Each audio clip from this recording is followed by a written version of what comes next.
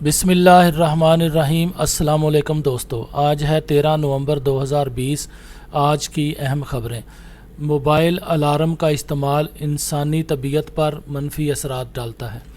Mobile phone کی ایجاد سے بے شمار آلات کا استعمال کم ہو گیا ہے، جیسے گھڑیاں، کیمرے، چارج لائٹ اور الارم اور کلاک وغیرہ۔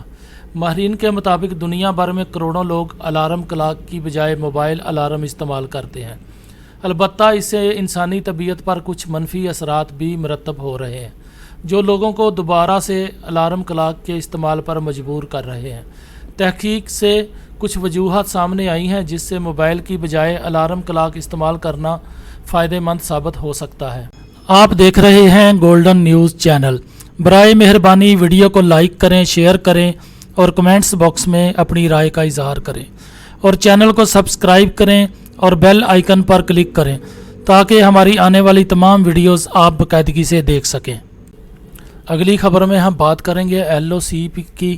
بھارتی فوج کی LOC پر فائرنگ سے 1 شہید 3 زخمی۔ بھارتی فوج کی LOC پر بلا اشتعال فائرنگ، 1 شہری شہید جبکہ 3 افراد زخمی ہو گئے۔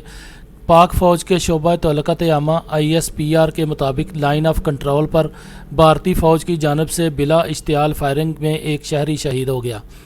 ISPR کے مطابق 3 افراد زخمی بھی ہوئے ہیں، جن میں 2 خواتین بھی شامل ہیں، جنہیں ہسپتال منتقل کر دیا گیا۔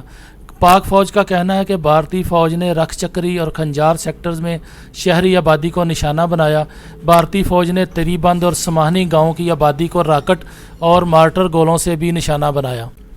اگلی خبر میں ہم بات کریں گے فلپائن سے۔ فلپائن میں طوفان کے باعث بڑی تباہی، 6 افراد ہلاک۔ فلپائن کے جنوبی حصے میں ریمکو نامی سمندری طوفان نے تباہی مچا دی۔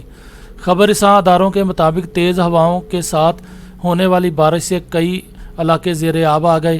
ملک کے جنوبی حصے میں مختلف حادثات میں 6 افراد ہلاک اور 10 لاپتہ ہو گئے۔ اس دوران 2000 افراد اپنا گھر بار چھوڑ کر نقل مکانی پر مجبور ہو گئے۔ ساحلی محافظوں نے صوبہ کاوٹ میں 122 خاندانوں کو بچا لیا اور امدادی کارروائیوں کے دوران ربڑ کی کشتیاں استعمال کی گئیں۔ واضح رہے کہ سمندری طوفان ویمکو 2 ماہ کے دوران فلپائن سے ٹکرانے والا 8واں طوفان ہے۔ بارش کے دوران کئی علاقوں میں تودے گرنے کے واقعات بھی پیش آئے۔ اگلی خبر میں ہم بات کریں گے لندن کی۔ لندن میں حملہ آور نے پولیس اسٹیشن سے گاڑی ٹکرا دی۔ لندن کے علاقے ایڈمنٹن میں نامعلوم شخص نے تیز رفتار گاڑی پولیس اسٹیشن کے دروازے سے ٹکرا دی۔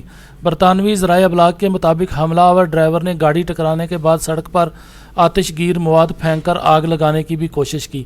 پولیس نے فوری کارروائی کرتے ہوئے حملہ آور کو گرفتار کر لیا، جبکہ کسی بھی ممکنہ حملے کے پیش نظر گلی کو بھی مکمل طور پر خالی کرا لیا گیا۔ حکام کا کہنا ہے کہ ملزم کی عمر 40 سال ہے۔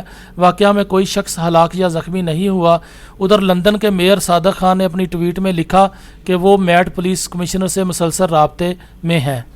اگلی خبر میں ہم بات کریں گے ویتنام سے۔ آسیان تنظیم کے رکن ممالک کا آن لائن سربراہ اجلاس شروع۔ جنوب مشرقی ایشیائی ممالک کی تنظیم آسیان کے آن لائن سربراہ اجلاس کا آغاز ہو گیا۔ ذرائع ابلاغ کے مطابق سربراہ اجلاس کے بعد دوسرا اجلاس بھی ہوگا، جس میں جاپان، چین اور چند دیگر ممالک کے رہنما شرکت کریں گے۔ ویتنام کی زیر صدارت میں 4 روزہ اجلاس کرونا وائرس کے باعث آن لائن منعقد کیا جا رہا ہے۔ افتتاحی تقریب میں ویتنام کے صدر نے آسیان کے رکن ممالک پر زور دیا کہ وہ تعاون کو مضبوط بنانے کے لیے اقدامات۔ اور آخر میں ہم بات کریں گے دلچسپ اور عجیب و غریب کی۔ ملیشیا میں پائلٹ نے نوڈل کا اسٹال لگا لیا۔ ملیشیا میں لاک ڈاؤن کے سبب بے روزگار ہو کر نوڈل فروخت کرنے والا پائلٹ ان دنوں لوگوں کی توجہ کا مرکز بنا ہوا ہے۔ 44 سالہ پائلٹ ازرین محمد نے ملیشیا کے دارالحکومت کوالالمپور میں کیپٹن کارنر کے نام سے نوڈل کا اسٹال لگا لیا ہے۔ کیپٹن کی وردی پہن کر نوڈل بیچتے پائلٹ کو ان دنوں خبروں میں مرکزیت حاصل ہے۔ پرعزم پائلٹ کا کہنا ہے کہ زندگی میں کبھی ہار نہیں ماننی چاہیے۔ یہ کاروبار بھی جہاز اڑانے کی مانند ہے، جہاں ہر وقت آپ آگے کی طرف بڑھنے کی کوشش کرتے ہیں۔ دوستو، آپ دیکھ رہے ہیں گولڈن نیوز چینل۔ برائے مہربانی ویڈیو کو لائک کریں، شیئر کریں اور کمنٹس باکس میں اپنی رائے کا اظہار کریں۔ چینل کو سبسکرائب کریں اور بیل آئیکن پر کلک کریں تاکہ ہماری آنے والی ویڈیوز آپ دیکھ سکیں۔ شکریہ۔